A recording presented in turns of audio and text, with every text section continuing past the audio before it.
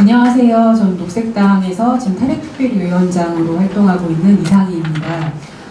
사실 풍력과 관련된 집중적인 일정을 지금 하고 계시잖아요. 근데 탄핵이라는 내용으로 저는 활동하고 있는 사람이고, 어떻게 보면은 저도 사실 지난번에 전문가 간담회에 처음 갔다가 그동안 사실 제가 한 번도 만나뵙지 못했었던 풍력 업체 이제 대표님들 뵙기도 하고 그런 새로운 경험이었었던 것 같아요. 근데 좀 전에 이제 양희원 처장님께서 설명하신 것처럼 그 현안 지역의 갈등 속에 있는 주민들의 경우에는 어떻게 보면 적일 수 있는 거죠. 우리들이 막고 있고 안 된다라고 하는 그런 이유들이 있는데, 이 사업장의 대표들이 만난다라는 거, 그리고 대표들과 함께 이 자리를 한다라는 것 자체가 마치 그냥 과정적 그런 절차로서 이걸 이용하지는 않을까. 어쨌든 시민들이 갖고 있는 그런 힘이 약한 것들, 그리고 정부의 소외라든지 그런 지점들이 많기 때문에 사실 이 자리에도 못 나오시지 않았을까라는 그런 생각을 하게 됐습니다. 되게 고민 끝에 안 나오시기로 한 걸로 알고 있고요. 네, 녹색당은 저희가 이제 정당 슬로건으로 이렇게 많이 사용하는 것 중에 하나가 태양과 바람의 정당이라고 얘기를 하고 있습니다. 그래서 사실상 에너지 전환을 굉장히 중요한 축으로 두고 있는 것이고, 그리고 탈핵으로 핵발전소를 멈추는 대신 그럼 어떤 에너지를 사용할 것이냐라고 했었을 때 태양과 바람의 에너지를 적극적으로 우리가 활용하자라는 얘기를 하고 있습니다. 근데 굉장히 좀 아이러니하게도 그 영양에서 지금 가장 적극적으로 지금 풍력발전소를 맡고 계시는 분들 저희 당원님이십니다. 녹색당 당원들이 왜 이걸 맡고 있는지에 대해서 제가 이후에 추적한 내용들, 그리고 2015년도에 녹색당의 정책위원장이시기도 하고 지금 에너지기후정책연구소 소장님이 이제 같이 작업하셨던 그런 연구 결과를 약간 요약해서 오늘 발표를 진행하도록 하겠습니다. 네, 혹시 질문 혹은 마음의 소리를 한번 묻고 싶었어요. 이 좋은 거 왜 안 하지? 그런 생각 혹시 하고 계시나요? 정말 기술력 점점 좋아지고 있다고 하고, 기후변화 시기에 이거 아니면 답이 없다라고도 얘기하고 있고, 그리고 핵에너지도 안 되고 석탄화력발전소는 미세먼지 때문에 안 되고, 그럼 이것밖에 답이 없는데 왜 그 몇몇 안 되는 주민들이 이걸 막고 있고 그리고 이런 것들 거부하고 있지? 라는 거에 대해서 생각을 해보는 것이, 어떻게 보면 이런 생각 자체를 저희는 안 해보지 않았으면 생각이 들어요. 그리고 갈등이라는 거에 대해서 사실 행정기관에서 갖고 있는 생각 중에 하나는 갈등을 굉장히 두려워하더라고요. 그 갈등을 관리가 아니에요. 갈등을 해소 이런 식으로만 접근하고 있는데, 이 영양풍력과 관련돼서 또 다른 지역에서 갖고 있는 갈등이 어떤 지점이 있는지, 그 갈등에 대한 순기능, 그리고 이들이 막고 그리고 하지 말자고 하는 데 있어서 우리가 찾아야 되는 그런 메시지들에 대해서 좀 생각해보는 시간이 잠시나마 되었으면 좋겠습니다. 네, 혹시 여러분들은 영양군 가보셨나요? 저는 사실 아직 영양군은 가보지 못했어요. 영양군의 당원님을 대전에서 만난다라든지 서울에서만 만났었는데 굉장히 멀어요. 경북에 있고 서울에서 이제 제가 차로는 얼마나 걸리지? 하고 봤더니만 운전을 하고 갈 경우에 4시간 9분이 걸리고, 그리고 기차나 이제 기차도 없어요. 버스를 타고 갈 경우에는 4시간 반이 걸리는 곳입니다. 그리고 영양과 영덕이 이제 바로 이렇게 맞닿아 있는 그런 지역이기도 해요. 이 지역에 왜 지금 풍력발전소가 생기고 있고 인구도 별로 안 될 것 같은 이 지역에서 왜 이 사람들이 막고 있지? 이 지역의 특성에 대해서 조금 얘기를 해보고 싶었어요. 군 면적, 전체 이제 영양군이잖아요. 군 면적의 85.5%가 임야와 산지로 구성되어 있습니다. 이게 정말 산으로 되어 있다는 얘기인 거죠. 그리고 이곳에서 살고 있는 인구학적 특성을 보시면은 65세 이상 노인 인구 비율이 35%. 정말 초고령 사회에 이미 진입해버린 그런 지역이기도 합니다. 노인 인구, 지금 전체 인구가 17만 명인데요. 죄송해요. 맨날 제가 지난번에도 했는데 너무 적어서 17,000명밖에 안 돼요. 사실 요즘에는 웬만한 아파트 단지도 이 정도 되기도 하잖아요. 17,000명 중에 노인 인구가 6,084명입니다. 굉장히 가난한 동네이고 노인들이 많이 살고 있고, 그리고 벌어먹고 살 수 있는 게 별로 없는 그런 가난한 동네입니다. 여기에 지금 풍력발전소가 들어온다라고 하는 것입니다. 근데 사실 풍력만이 아니라 한국에서 에너지들이 특히 이제 발전소가 세워진다라든지 송전탑이 만들어지는 그런 과정에 있어서는 거의 영양과 같은 이런 지역들이었어요. 가난하고 그리고 노인들이 많이 살고 있기도 하고 사람들이 별로 없는 그런 지역들. 그러니까 너무 개발에 대한 욕구가 있어요. 그리고 왜 우리 동네는 개발이 되지 않지? 라는 그런 간절함도 있는 거예요. 그냥 정말 다른 데들은 막 갑자기 국비 막 생기고 뭐 해가지고 막 만들어지는 경우들도 있는데 늘 소외됐던 지역인 거예요. 그리고 젊은 사람들은 자꾸 떠나기도 하고 심지어 그냥 자기 자식들을 이 총구석에 있는 것보다는 서울로 다른 지역으로 가는 게 이제 그 부모의 도리라고 생각하시는 분들이기도 한 거고요. 근데 개인적인 것뿐만이 아니라 사실 제도적으로도 이런 그 시골 마을 그런 곳으로 이런 발전소들을 밀어넣었던 그 악법 중에 하나가 사실 전원개발 촉진법입니다. 사실 그 지금 풍력발전 같은 경우 전원개발 촉진법이랑 아주 밀접한 관련은 없기는 해요. 근데 이거를 꼭 말씀드리고 싶었던 이유 중에 하나는 이런 방식으로 사실상 풍력발전소도 비슷한 양상으로 지금 발전소들이 만들어지고 있다는 것이기도 하거든요. 1978년 박정희 유신 정권 말기에 만들어진 법입니다. 사실 뭐 건설을 한다라든지 도로를 닦는다라든지 뭐 하수구를 판다든지 할 때도 사실 관련 법들이 되게 많아요. 이런 것들을 확인을 받아야 되고 어떤 식으로 되고 있는지 점검 후에 추진이 되곤 하는데 이 전원개발 촉진법은 정말 무소불위 법이었어요. 정부에서 발전소 짓겠다. 발전소에서 전기를 만들었으니까 어쨌든 옮기기 위한 송전선이 필요한 거거든요. 송전탑 짓겠다라고 하면은 그냥 19개의 법이 그러니까 뭐 도로, 하천, 수도, 농지법 여기에서 인허가를 거쳐야 되는 것들이 그냥 프리패스가 돼버리는 거예요. 왜냐면 정부가 하겠다라고 하니까. 사실 저는 뭐 78년도에 제가 살아있진 않았었는데 저 시기에는 그냥 정말 국가가 하라는 대로 그냥 쭉 추진했었던 거고 그에 따라서 뭐 고속도로도 뚫었고 경제 발전을 그런 방식으로 진행했었던 거잖아요. 사실상 민주주의라는 게 없었던 거죠. 국가가 하라는 대로 했었고 그거에 따라서 산업을 빨리 만들고 산업을 일으켜야 되니까 그런 방식으로 산업을 하는데 가장 또 중요한 것 중에 하나가 사실 전기가 있어야지 되는 거잖아요. 그런 방식으로 지금 진행이 되어 왔었던 거죠. 그리고 여기에서 또 중요한 것 중에 하나가 사실 이 동네에 사는 사람들은 중요한 대상이 되지 않았어요. 사업자 편의를 우선적으로 고려했고 그리고 국가 개발을 뒷받침하는 그런 민주적인 절차도 그냥 법으로 보장을 해준 거죠. 그냥 어겨도 되고 여기에 있는 게 여기는 밀양은 아니고 그 석탄화력발전소에서 나오고 있는 그 지역 중에 하나인데 저렇게 큰 송전철탑이 밑에 보면 쬐끄만 사람이 보이실지 모르겠어요. 논 아래, 논에 저렇게 송전탑이 그냥 꽂히게 되는 거죠. 사실 논은 개인 재산이잖아요. 근데 저렇게 되면 사실 논 팔릴 수도 없고 그 누구실진 잘 모르겠지만 평생을 바쳐서 이제 읽어온 어떤 농부시겠죠. 이 농부는 재산이 하나도 없게 되는 거죠. 국가가 합법적으로.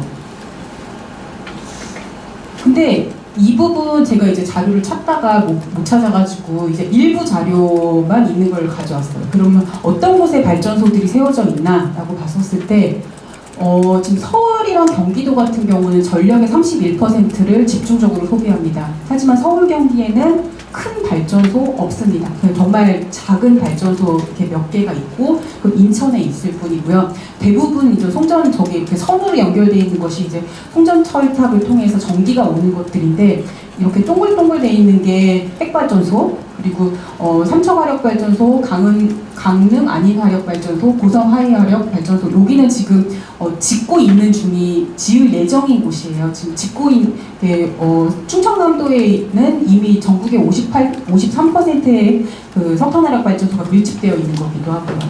우리 동네에 이렇게 발전소들이 있는데 그 동네에서 쓰고도 남을 만큼의 발전을 하고 있는 거죠. 그리고 그 전기를 송전하기 위해서 밀양 어르신들께서 고통받았던 것처럼 그 선을 타고서 정말 전기는 눈물을 타고 흐른다라고까지 저희가 밀양에서도 말씀하셨었는데 그렇게 전기가 흐르고 있는 상황입니다. 이 환경들 합법적으로 이루어졌습니다. 풍력발전소도 다르지 않다라고 생각합니다. 네, 저도 이때 8차 전력수급 기본계획 공청회 때 저도 참여를 했었고 밖에 기자회견하는 곳에 있었고 안에도 들어갔었습니다. 이분이 이제 뭐 기사 언론에서도 많이 나온 사진 중에 하나인데요. 무분별한 풍력은 재생에너지가 아니다. 굉장히 명확한 말인 것 같아요. 어떤 방식으로 풍력발전소가 만들어져 있는지. 지금 문재인 정부 들어서 에너지 전환 드라이브를 강하게 걸고 2030년까지 이 재생에너지 비율을 이렇게 얼마까지 하겠다라는 것들을 밝히긴 했지만 시민 참여가 배제되어 있습니다. 그리고 국가, 그리고 기업 중심의 개발 에너지 정책으로만 가고 있습니다. 당연히 시민들은 이게 내가 괜히 들어와도 사실 자신에게 들어올 이익 별로 없거든요. 그리고 누군가에게 굉장히 사소하게 보일 수 있긴 하지만 나는 그냥 정말 산의 풍경을 보고 싶은데 산에 갑자기 누군가는 예쁘다고 하죠. 관광으로 하긴 하지만 그게 누군가에게 예쁘지만 내가 동의하지 않은 풍력이 세워지고 송전탑이 생기는 거에 대해서 동의하지 않는 사람들에게 국가는 너무 빠른 속도로 그리고 기업에서는 굉장히 빠른 속도로 이런 것들이 추진되고 있는 것 같습니다. 굉장히 저희가 좀 점검해봐야 될 메시지 중에 하나가 에너지 민주주의라는 지점들 그리고 재생에너지라는 것이 반드시 무조건적인 선은 아니다 라는 거에 대해서 좀 전제를 하고 시작했으면 좋겠습니다. 이게 반드시 좋은 거라면 사실 누구나 받아들여야 되는 거긴 하지만 이게 정말 재생에너지가 무조건적 선일까? 어떤 방식으로 해야지 이 재생에너지라고 하는 에너지 전환을 가능하게 할 것인가? 라는 것들로 인해서 지금 이제 여러분들께서도 이 자리에 오시고 굉장히 많은 분들이 이런 준비들을 함께 하고 있다고 생각합니다. 그냥 저희가 당위적으로 이건 해야 돼 라고 하는 거는 기존에 정부가 전원개발촉진법과 같은 방식으로 밀어붙이기 했던 거랑 이 재생에너지가 추진되고 있는 거랑 어떤 것이 다른 것인가에 대한 차이점들을 저희는 좀 질문해 봐야 되지 않을까라고 생각이 됩니다. 그래서 이제 질문을 좀 바꿔보면 좋을 것 같아요. 풍력발전소는 지금 어떻게 만들어지고 있는지, 그리고 이 발전소가 누구를 위해서 가동되고 있는지, 이거에 대해서 하나씩 조금 확인해 보는 시간을 갖도록 하겠습니다. 네, 지금 2015년에 에너지기후정책연구소에서 한국풍력발전단지의 특징에 대해서 몇 가지 정리한 부분을 제가 약간 요약을 해보았습니다. 지금 한국의 풍력발전단지가 세워지고 있는 곳의 특징, 경제성이 있다고 하는, 어쨌든 바람 품질이 좋다라는 것이겠죠. 경제성이 있는 풍력발전 지역은 백두대간, 낙동정맥, 해안가 및 섬으로 굉장히 제한적입니다. 지금 이 풍력단지 같은 경우는 낙동정맥이 위치한 곳입니다. 그리고 상대적으로 개발이 덜 이루어진 지역이고 인구 밀도가 낮습니다. 그리고 생태 환경적인 보전 가치가 높은 지역입니다. 주민들의 개발 욕구와 피해의식이 높아서 정말 좀 아이러니하죠. 개발 욕구도 많은데 또 한편으로 또 피해의식도 있는 거예요. 그래서 개발 사업에 대한 주민 갈등이 많은 편인 것이기도 하고요. 그리고 이 땅이 누가 가지고 있는가에 따라서 사실 이렇게 갈등이 만들어지기도 하고 해소되기도 하고 그런 지점인 것 같아요. 그러니까 제주도 사례 같은 경우는 그 부지를 지역 주민들이 갖고 있었기 때문에 조금 원활하게 추진될 수 있는 부분도 많았는데 영양 같은 경우는 지금 지역 주민의 땅이 아니라 국유지예요. 국유림이에요. 그 부분도 사실 갈등이 어떻게 풀리는가에 대한 굉장히 좀 중요한 지점이었던 것 같고요. 그리고 정부는 계속 방관하고 있어요. 사업자와 지역 주민 간의 갈등으로만 지금 손을 놓고 있는 상황인 거죠. 그래서 굉장히 뒤늦게 2014년도에 육상풍력 개발 사업에 대한 환경청 평가 지침을 만들었습니다. 이전에도 한 2차례 걸쳐가지고 만들었다가 엎어지기도 하고 그런 과정을 거쳤는데 여기를 만들 때 이제 평가하기로는 풍력업체의 요구들을 좀 많이 반영했다. 어쨌든 풍력업체의 관계자분들은 이것도 되게 부족하다라고 말씀하실 수 있긴 하겠지만 자연환경보전법상 생태자연도 1등급 지역, 정말 어쨌든 보존돼야 되는 그런 지역이라는 말인 거겠죠. 여기에까지 풍력 개발 사업을 추진할 수 있는 근거를 마련해 줬던 것이 2014년도에 있었던 육상풍력 개발 사업 환경청 평가 지침이었습니다. 그리고 이 과정들 자체가 우선 공사 허가를 먼저 내주는 거예요. 공사 허가는 산업부에서 내주고 그리고 환경부에서 그 환경 영향 평가를 후속해서 하게 됩니다. 근데 이제 우스갯소리처럼 얘기하기도 하고 힘의 권력 관계에 대해서 얘기를 하긴 하지만 산업부는 되게 힘이 센데 환경부는 힘이 없다는 얘기를 되게 많이 하거든요. 이미 게다가 힘이 센 곳에서 그 건설 허가 다 내줬어. 그리고 약간 이제 그런 절차처럼 환경영향평가 환경부에서 해줘라고 하는데 이게 딱 그런 것들을 무력화시키기에 쉽지 않은 그런 상황적인 조건이 있었다는 거죠. 근데 다행히 2018년도 작년에 계획입지제라는 걸 통해서 이 부분이 약간 지금 뒤늦게나마 보완이 된 상황입니다. 뒤늦게 보완이 된 사이에 어쨌거나 지금까지 있었던 많은 갈등 지역들은 계속적으로 주민들과 그리고 사업자들이 굉장히 이제 갈등 상황에 놓일 수밖에 없었던 그런 제도적 한계라고 볼 수 있습니다. 정부가 아무것도 하지 않고 뒤늦게 이런 제도를 만드는 과정 중에 가장 피해를 보고 있었던 사람들, 그리고 억울하고 아무도 믿지 못하게 됐던 상황들에 대해서 조금 생각해 주시면 좋을 것 같습니다. 네, 영양풍력단지 조성 현황 및 계획에 대한 그림인데요. 여기 보시면은 이 지역에 지금 190개의 그 풍력발전 그 기가 앞으로 세워질 계획이고, 그리고 현재 지어진 것도 있고 그렇다라고 합니다. 근데 이걸 제가 이 같은 그림을 지난번에 전문가 간담회 때 한번 공유를 해주셨을 때 이제 풍력 업계에 계신 선생님께서 저한테 그런 피드백을 해주셨어요. 사실 이렇게 190개가 모여있는 거 외국 같은 경우에는 굉장히 보편화된 건데 한국에서는 이렇게 굉장히 큰 일처럼 얘기하고, 또 이제 영양 주민에게 제가 받은 자료거든요. 이거가 굉장히 문제처럼 얘기한다라고 얘기를 하셨어요. 근데 한쪽으로 맞는 얘기예요. 어쨌든 세계적 추세가 그렇게 된다고 하는데, 여러분들께서 이전에 계속 강의 들으셨겠지만 한국에서 지금 풍력발전소가 어느 정도의 비중을 차지하고 있는지, 그 양으로 봤었을 때 이곳에 지금 몰려있는 밀집도에 대한 것들을 좀 인지를 해주시면 좋을 것 같아요. 아무리 뭐 국제적인 스탠다드와 관련해가지고 이렇게 많은 것도 굉장히 당연한 거고 자연스럽다라고 하는데, 지역 주민들에게 단 한 번도 그런 양해라든지 상황에 대한 것들이 충분하게 정보가 공유되지 않은 채 갑자기 산등성이가 깎여나가고 예상하지 못했던 방식으로 그런 송전탑도 세워지고 풍력발전소도 만들어졌던 그런 상황에 있어서 또다시 이것들이 앞으로도 만들어질 것이다라는 그런 긴장감과 믿을 수 없음, 그런 상황들이 있는 것 같아요.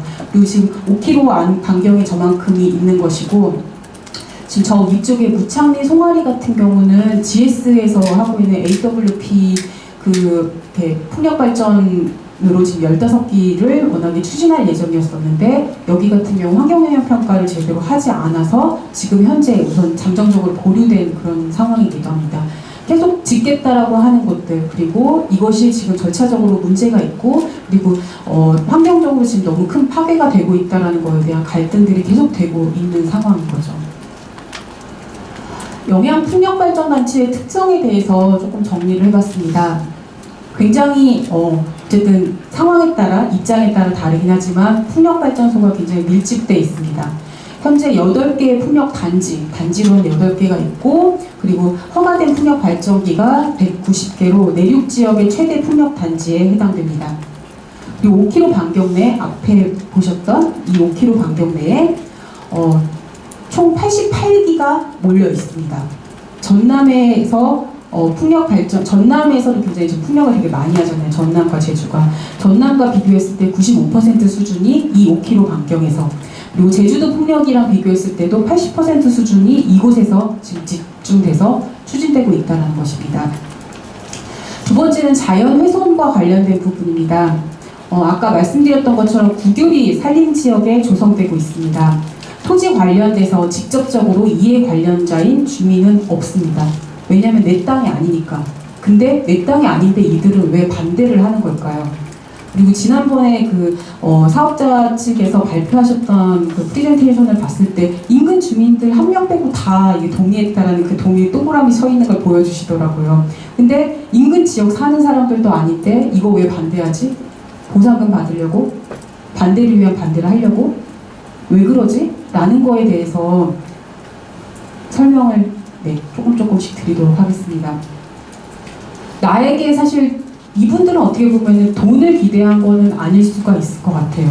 그리고 정부기관이 불신을 만들어 왔던 과정들, 그리고 이렇게 남들 그냥 사람들이 볼 때는 뭐 사냥이 발견되고 생태보호종 일종이라고 하지만 그게 뭐라고 사실 생각해버릴 수 있는 것 같아요.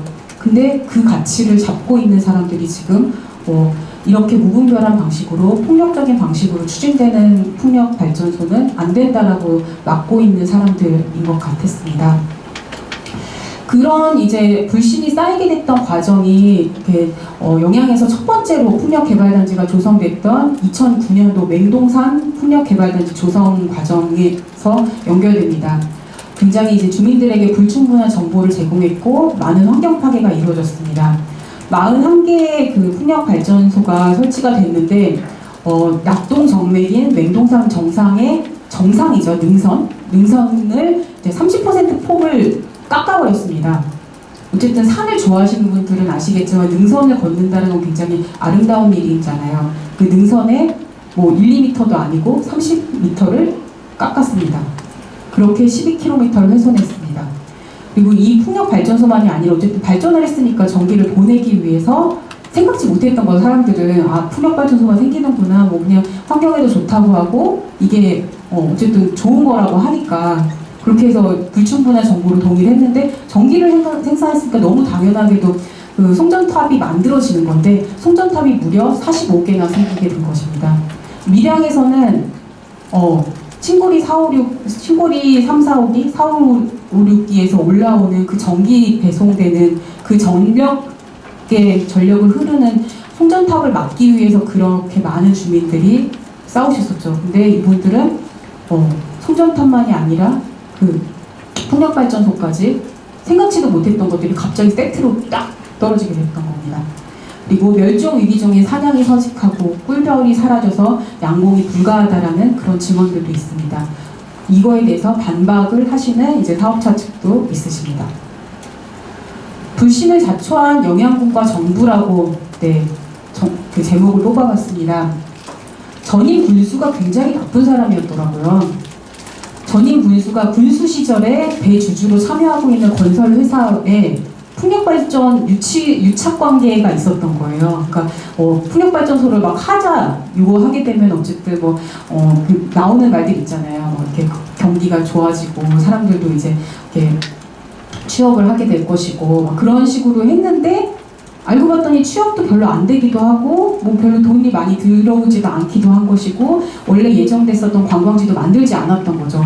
근데 2010년도 감사원에서 이 유착 관계가 밝혀지게 됐습니다.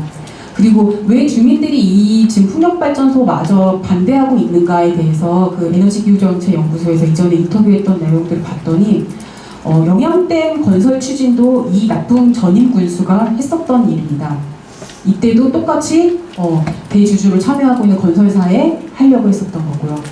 이 영양댐 같은 경우는 사실상 그 지역에서 만들어지면 안 될 만큼의 환경 파괴가 있었고 해서 작년인가 재작년인가 이 댐 건설 자체가 이렇게 무산되는 것들을 이 주민들이 만들어내기도 했었습니다. 그러니까 나쁜 군수 때문에 사실상 필요치 않은 이런 댐을 만들 수도 있었던 그런 상황이었다는 거죠. 사실 어떻게 보면 여기에서부터 굉장히 스텝이 꼬였던 것 같아요. 되게 좋은 이런 식으로 자기의 이득을 위한 방식으로 건설을 하기 위한 방식으로 풍력이 시작되지 않았다라면은 지역 주민들이 이렇게까지 반대하지 않을 수도 있었을 것 같아요. 그리고 지금 사실 영양에서 굉장히 많은 갈등들이 있긴 하지만 한국에서 풍력발전소를 비롯해서 태양광 발전도 그렇고 대단위로 지금 때려 붓듯이 밀어붙이고 있거든요. 너무 우리도 시급하고 목표했던 만큼 올리기 위한 것들이 중요하긴 하니까. 근데 잘못하게 되면은 사실 이번에 그냥 좀 어느 정도의 규모의 양을 만들어 놓고 확장되지 못할 수도 있겠다라는 그런 불안감을 느끼고 있는 게 또 사실이기도 하거든요. 그래서 이 갈등들을 최소화시키면서 어떻게 재생에너지를 확대할 수 있을까라는 것이 녹색당을 비롯해서 양현영 소장님도 그렇지만 굉장히 지금 에너지 전환에 힘쓰고 있는 이게 너무 간절한 사람들이 갖고 있는 굉장히 딜레마 중에 하나인 것 같아요. 잘 해야 되는데 그러려면 어쨌든 정부에서 너무 또 이렇게 기업들을 이렇게 옥죄서도 안 되는 것 같고 시민들도 참여할 수 있는 방안을 만들어야 되는 것 같고 근데 너무 천천히 되는 것 같고 그런 갈등과 혼란 속에 있는 것 같습니다. 그리고 정부 차원에서는 이제 뭐 이미 많이 들으셨겠지만 저주파 소음에 대한 공식 측정법, 기준치, 인체 영향에 대한 공식적 연구가 없는 거예요. 정부에서 한 적이 없어요. 뭐 사실 안 한 게 이거 하나뿐은 아니긴 하지만 한 게 없는 거예요. 그냥 민간에 있는 기관들이, 환경연구소들이 한 것들이 있고 혹은 해외에서 했던 것들이 있긴 하지만 전자파나 이제 이런 저주파 같은 경우는 계속 논쟁이 있긴 한 거예요. 정확한 정보나 이런 것들이 없으니까 뭐 이렇게 기준치 이하다라는 말로 굉장히 좀 퉁쳐지는 것들도 되게 많기도 한 것이고요. 그리고 한국 같은 경우 이렇게 풍력발전소가 민가와 어느 정도 떨어져야 된다라는 이격 기준도 맞추지 않았습니다. 그렇게 어떤 기준도 만들어 놓지 않고서 정부에서는 재생에너지를 30%까지 확대하겠다라는 그런 슬로건만, 멋진 슬로건만 딱 해놓고 사업자와 주민들의 갈등만 그냥 방치를 해버린 거죠. 그리고 이건 아까 말씀했었던 거랑 연결되는데 6천억 원이 투자됐던 그 풍력발전소, 그 영양의 첫 번째 풍력발전소에서 이렇게 많이 투자했음에도 일자리 창출도 되게 많이 된다고 했거든요. 몇백 명 된다고 했는데 10명 정도밖에 그것도 비정규직으로 채용되지 않았던 그런 상황들이 정부가 내걸었던 것들에 대한 모든 것에 굉장히 불신을 갖을 수밖에 없는 상황이 되어버렸습니다. 사업자 역시 마찬가지입니다. 여기 같은 경우 제가 앞서 이제 그림에서 도표로 보여드렸던 것처럼 지금 영양의 그 무창리 송아리 같은 경우는 지금 대구지방환경청에서 그 건설을 하는 것을 지금 잠시 보류시킨 그런 상황이 되어버렸습니다. 불신을 자초했다라고 저는 좀 평가를 했어요.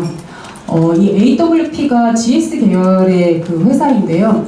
풍력단지 예정 지역을 아니에요? 죄송합니다. 네네.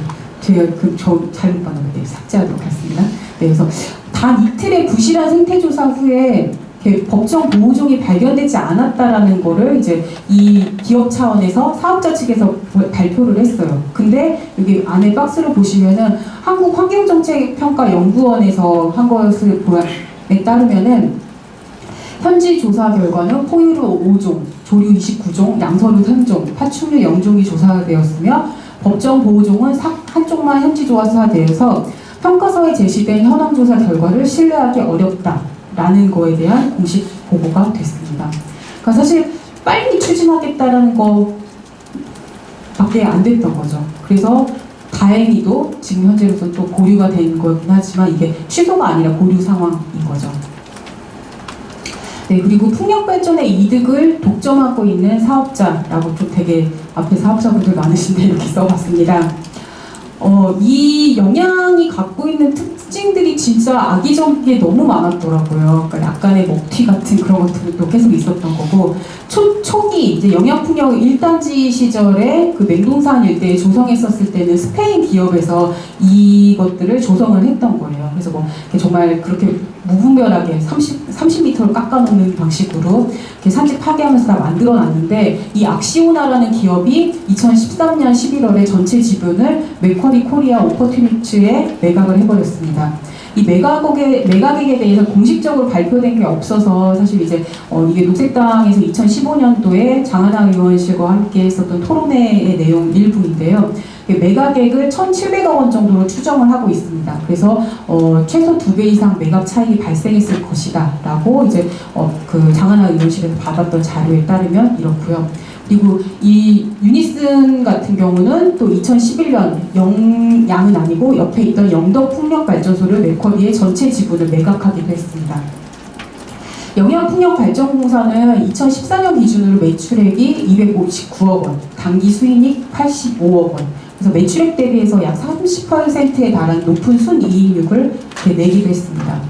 이렇게 산지 파괴하고 그리고 많은 어쨌든 기업들을 넘기는 과정에서 이런 많은 이익들이 발생했는데 이 이익은 다 누구한테 갔나요?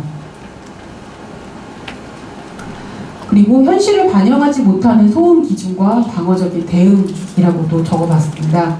한국에서는 주거지역은 주간 55데시벨, 또 야간에 45데시벨 정도로 하고 있는데 독일이라든지 네덜란드, 덴마크랑 비교했었을 때는 굉장히 수치가 그래도 높게 잡혀 있는 걸 보실 수가 있으세요.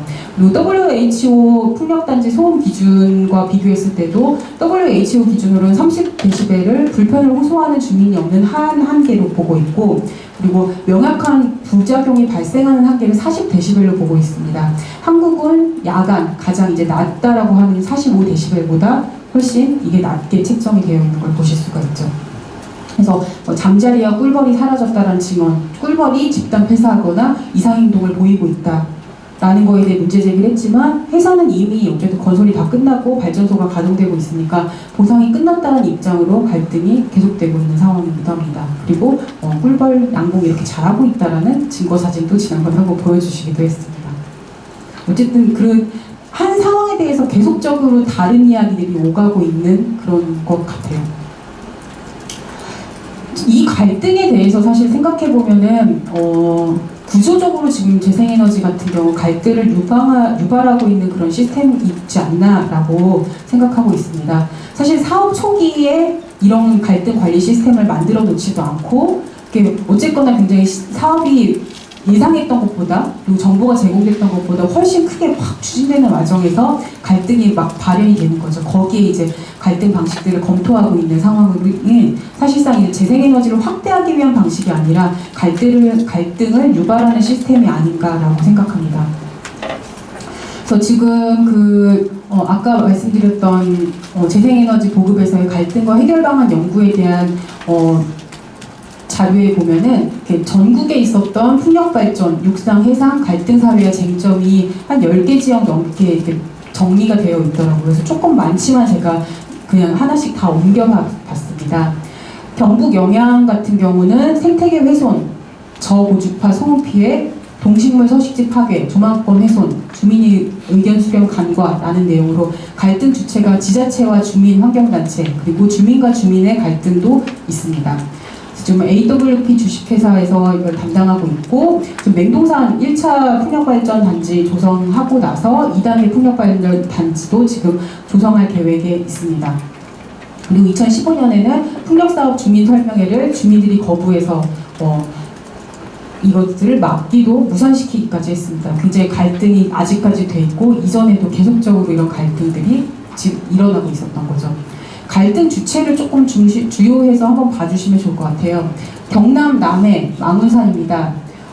산림훼손, 조망권 훼손, 그리고 개발행위 허가 과정의 불투명과 환경평가 부실 있는데 사업자와 주민 및 환경단체, 여기는 남해파워에서 담당을 했습니다.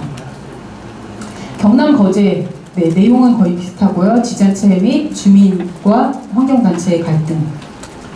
그리고 여기 경남 거제 같은 경우 2014년에 거제시장이 잠정 중단을 선언한 지역이기도 합니다. 그리고 경남 의령에서도 지금 사업자와 주민 환경단체, 여기는 유니슨에서 지금 사업을 담당했었고요. 전북 무주도 주민과 주민, 그래서 무주 풍력발전 추진위원회와 그리고 풍력반대 대책위원회가 갈등하는 그런 지역이었습니다. 계속적으로 지금 육상풍력 얘기가 나오고 있는데요. 전남 신안입니다. 여기도 사업자와 지역 주민 갈등이고요. 여기 같은 경우는 소금 생산량이 저하될 수도 있다. 그림자와 관련된 그런 내용이었던 것 같아요. 그래서 소금 생산량이 줄어들 수 있다라는 내용이 이제 주요 문제의 원인이었었고요. 강원, 강릉 같은 경우도 사업자와 지역 주민입니다. 육상풍력 마지막으로 제주 난산 지역, 여기는 사업자와 인근 영농조합, 그리고 지역 주민과 지역 주민의 갈등으로 어쨌든 말씀을 들으셨고 또 방문하시겠지만 준공이 되지 않은 그런 지역이기도 합니다. 해상풍력도 해저 지역 및 그리고 해류 변화에 따른 어획량 감소, 이렇게 사실 해상으로 나가게 되니까 어획량 얘기가 이제 나오게 되고요. 사업자와 지역 주민, 사업자와 지역 주민, 지역 주민 대 지역 주민. 갈등에 정부가 없죠. 계속 방치를 한 채 이렇게 되고 있습니다. 풍력발전이 저는 되게 필요하다라고 생각해요. 재생에너지 필요하다라고 생각하고. 근데 사실 역할을 해야 될 존재들, 중요한 권력을 갖고 있고 그걸 마땅히 해야 되는 사람들이, 그런 권력기관들이, 정부기관이 하지 않는 동안 사실 많은 갈등들을 만들어낼 수밖에 없었고, 그리고 이것을 추진하지 못하게 되는 그런 중요한 그런 상황이지 않았었나 하는 생각이 듭니다. 녹색당이 2015년도 당시 토론회 때 제안한 사항입니다. 원내 정당이 아니었기 때문에 저희가 이제 이걸 발의를 하지는 못했지만 그 자리에서 제안했었던 풍력 발전의 입지 및 활성화에 관련된 법률을 제안을 했습니다. 아까 이제 토론 시간에도 잠깐 질의응답 때도 나왔었는데 풍력 공개념을 도입해야 된다라는 내용입니다. 사실 바람이 누구의 것인지, 그리고 이 건설 사실 뭐 연료가 없다라고 하는데, 그러면 이거를 먼저 유레카처럼 이건 자원이야 발견한 사람에게 그냥 다 줘버리면 되는 것인가? 에 대한, 어떻게 보면 우리가 그동안 경험하고 가져왔었던 그런 자원에 대한 접근권을 이야기하는 것이 이전에 뭐 핵발전소라든지 석탄화력 발전소와 다르게 이렇게 연소형 에너지 전환 방식이랑 사실 연결될 수 있는 부분이라고 생각이 돼요. 그렇다면 우리가 이 바람에 대한 자원을 누구의 것으로 볼 것인지에 대해서 녹색당은 풍력 공개념을 도입해서 지역 주민뿐만이 아니라 이것을 국가 차원의 자원으로 가져갈 수 있도록 해야 된다라고 우선 전제를 하고 있습니다.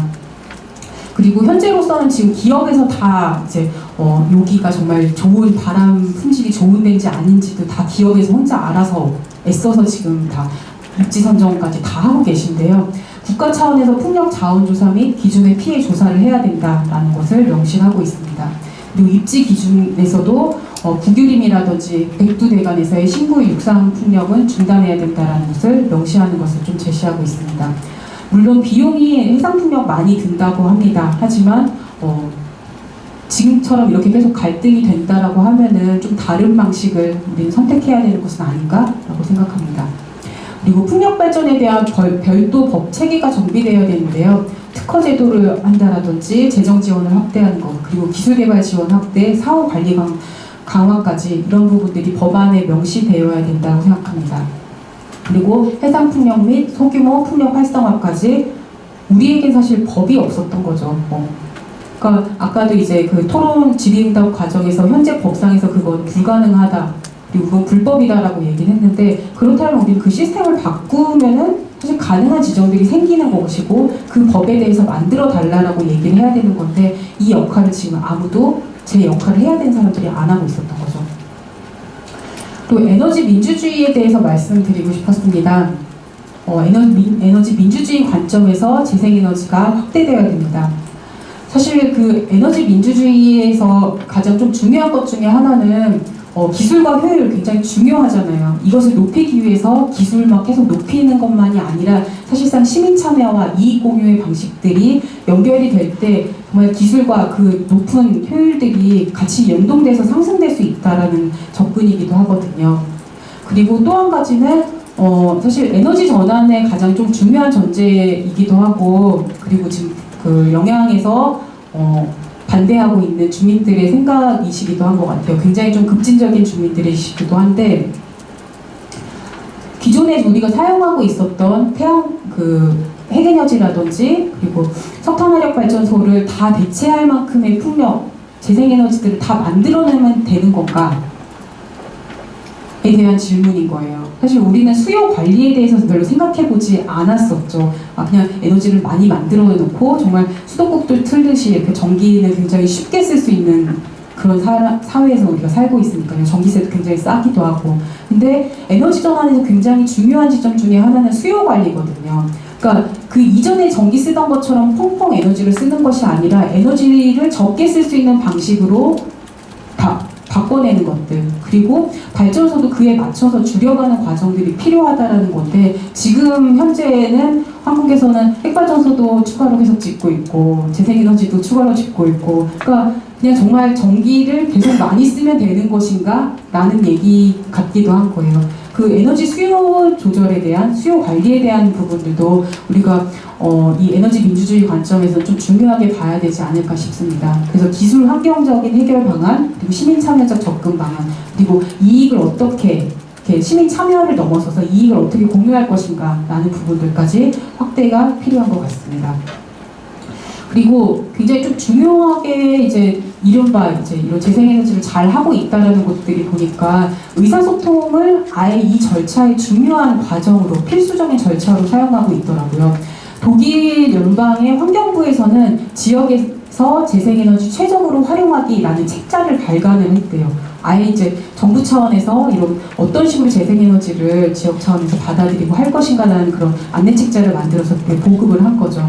그래서 여기 보시면은 다양한 지역 이해관계자들이 참여해서 장기적인 공동의 비전을 만들 것, 시행 전략을 만드는 지역 조직을 꾸릴 것, 지역 주민들과 의사소통을 강화할 것, 연방정부의 정책을 적절하게 활용하고 지역 주민들의 설비 투자를 장려할 것. 될까요?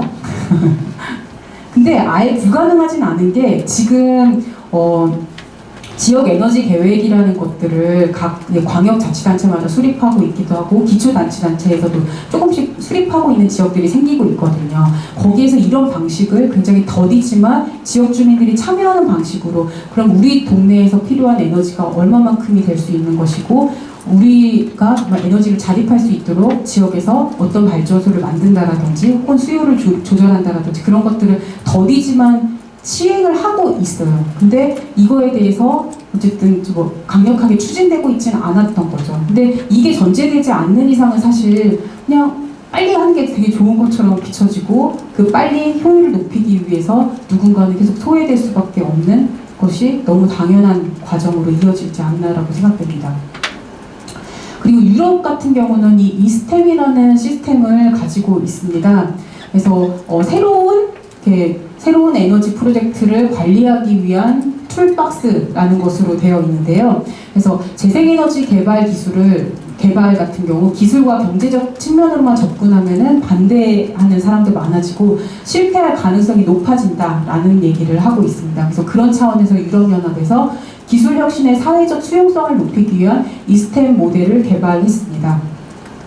여기에서 이제 뭐 번역하신 분이 써놓으신 내용들을 제가 옮겨봤는데요. 기술 프로젝트의 책임자와 관련 이해 당사자, NGO, 정책 결정자, 지역 시민사회 등 사이의 의사소통을 시작하거나 개선한다. 최종적으로는 해당 기술 프로젝트의 사회적 수용도를 개선하기 위해서 프로젝트 책임자가 취할 수 있는 미래 행동 계획을 개발한다. 라는 내용으로 어쨌거나 새로운 에너지들이 들어올 때 그 의사소통 비용을 중요한 필수 절차로 삼고 있다는 거죠. 근데 우리에겐 이런 에너지와 관련된 그리고 새로운 의사소통 과정들이 있는가에 대해서 사실 우리 경험해 본 적이 별로 없는 거예요. 그냥 이제 동사무소에서 뭐 방 붙인다라든지 아니면은 이렇게 사람들 잘 안 올 시간이 낮 2시 같은 때 공청회 한다고 하고 이렇게 오라고 하고 그러면서 우리 한 거죠. 사실 우리가 경험해보지 못했기 때문에 이런 에너지 민주주의 절차에 대해서 경험해보지 못했기 때문에 시민들 입장에서는 뭐 돈이라도 생기면 좋은 거지 라는 생각을 할 수밖에 없는 것 같기도 해요. 근데 이렇게 해서 몇몇 지역들이 그렇게 많지도 않은 정말 꽃감 조금 던져주는 것 같은 그런 보상받는 것으로 에너지 정책들, 재생에너지가 확대될 수 있을까? 에 대해서는 굉장히 미시적이고 단기적인 방식이다라고 생각이 듭니다. 네, 그리고 거의 마지막인데요. 에너지 전환을 위한 기술, 환경, 거버넌스, 에너지 시민의 변화 환경 조성이 필요합니다. 근데 자료를 찾다 보니까 경성 에너지 시스템과 연성 에너지 시스템이라고 하는 굉장히 낯선 말들을 찾았습니다. 에너지 시스템이 구성되어 있는 데 있어서는 기술과 환경, 거버넌스, 인간이라고 불릴 수 있는 에너지 시민들이 굉장히 중요한 역할을 한다라는 것 같아요. 근데 경성형이라고 얘기하는 석탄 발전소, 핵발전소의 그런 시스템에서는 집중, 대규모, 그리고 탄소 기술을 계속 사용한다라든지 하향식 제도, 그리고 결핍 상태의 소비자, 무지하고 게으르고 수동적인 존재, 그런 사람으로 개인들을 보고 있는 거에 반해서 연성 에너지 시스템에서는 지역 분산형으로 하자. 소규모로 사용자들이 참여할 수 있도록 하는 것들, 그리고 사회 기술적으로 접근하는 것이 필요하다. 재생 에너지를 사용하는 것들, 그리고 신규 핵발전소를 반대하는 것, 지방 지역의 제도적 역할을 보장하는 상향식 제도, 민관 협력 체계, 그리고 포괄적 참여 민주주의와 시민 지식이 중요하다라는 내용을 제시하고 있습니다. 그리고 그냥 결핍 상태의 무지한 소비자가 아니라 적극적인 소비자, 그리고 적극적인 참여의 존재, 이런 것들이 연결되지 않으면 사실상 에너지 전환, 그냥 핵발전소 대신 폭력적인 방식 혹은 그냥 국가 주도, 기업 주도 방식으로 그냥 만들어지는 그냥 형태만 달라질 수밖에 없다는 거죠. 우리는 기술, 환경, 거버넌스, 인간 이 관점에서 에너지 환경들, 에너지 시스템들이 달라지고 있는가에 대해서 같이 만들어내는 것 같아요. 거기에는 사실 여기에 계시는 사업자분들도 있고 정치권에서도 마찬가지고 여러분들 같은 에너지 시민들도 그 역할을 하고 만들어내는 그런 과정들이 필요한 과정이라고 생각하고 있습니다. 네, 이 사진, 이 얘기를 이미 뭐 덴마크 사례를 굉장히 많이 들으셨고 막 나왔던 것 같아요. 녹색당 전 타렉특위 위원장님께서 이제 덴마크에 이제 방문을 하셨었는데 이 육상풍력을 어느 위치에 만들까에 대한 것들을 약간 작은 시뮬레이션처럼 하셨다라고 하더라고요. 정말 위치 선정을 잘하는 그런 지리학적 전문가도 있고, 뭐 기술적 전문가도 있고, 그 동네에 사는 사람도 있고, 같이 모여서 했었던 것들이 가장 풍력이, 그러니까 에너지 그 풍력의 질이 좋은 장소에다가 만드는 것이 아니라 모두가 만족하는 위치에다가 이것들을 했다라고 하더라고요. 덴마크가 지금 전 세계에서 가장 많은 풍력이 지금 가동되고 있는 거잖아요. 근데 거기에 있어서는 이렇게 수용성을 높이기 위한 합의와 토론의 과정들이 있었기 때문에 이게 계속 다른 곳에도 만들어지고 뭐 정말 최적의 그 풍력의 질이 좋은 장소가 아닌 조금 떨어지는 곳일지라도 그것들이 곳곳에 만들어질 수 있고 그 이득을 시민들하고 나눌 수 있는 시스템이 이렇게 하나씩 넓어질 수 있는 과정을 밟아왔다고 생각하는데요. 한국 가능할까요? 저는 지금이 되게 중요한 시기라고 생각돼요. 2030년까지 정말 목표했던 재생에너지 달성 너무 중요하죠. 지금처럼 기후변화 때문에 기후변화 위기로 불리고 있는 상황에서 에너지를 줄이고 우리가 다른 방식으로 삶을 살아야 된다는 거 너무너무 다급하지만 단기적으로 살 수 있는 거 아니잖아요. 그리고 이것들을 지금 어떤 방식으로 그 절차를 첫 번째 단추를 풀어가느냐에 따라서 이게 확대되느냐 확대되지 않느냐가 결정될 수 있다고 생각하거든요. 그렇지 않으면은 이전에 했었던 것처럼 핵에너지가 하는 것처럼 일방적인 방식으로 한다라고 하면은 그냥 또 가난하고 힘없는 사람들에게 그런 폭력을 강제하고 그냥 참고 살으라고 하고 이주 대책 요구할 때도 그냥 살 수밖에 없고 그거랑 폭력이랑 한다고 하면은 풍력이 정말 절대 선일까요? 재생에너지가 절대 선일까요? 라는 거에 있어서 한국은 늘 빠르니까 이게 규모로 그냥 확 밀어붙이는 거에 익숙해졌던 것 같아요. 근데 우리가 이제 좀 다른 방식의 아까 이제 경성형 에너지 시스템과 뭐 연성형 에너지 시스템에 대해서 보여드렸던 것처럼 다른 에너지 주체들이 나서서 이런 것들을 바꿔야 된다는 이야기를 하지 않으면은 똑같은 양상이 펼쳐질 거라고 생각이 듭니다. 네, 앞서 보여드렸던 것 여러분들께서 지금 되게 중요한 과제로 갖고 계신 것 중에 하나가 사실 소통에 되게 중점을 두고 계시다라고 들었습니다. 풍력발전소 지금 어떻게 만들어지고 있는지 그렇다면은 어떤 방식으로 만드는 과정들이 필요한지에 대해서 우리 질문하고 그것을 바꾸고 제도를 만드는 것이 필요합니다. 그리고 이 풍력발전소가 물론 기업에서 만드신 거죠. 기업에서 투자하고 기술 개발해서 만드신 거긴 한데 이게 정말 이 이윤들을 누구와 나눌 것인지 누구를 위해서 가동하는 것인지에 대한 것들을 이제 제도 안에 녹여내고 시민들을 이 과정에 토론의 과정에 초대하는 것들이 필요하지 않나 생각이 됩니다. 네, 이상으로 발표 마치겠습니다.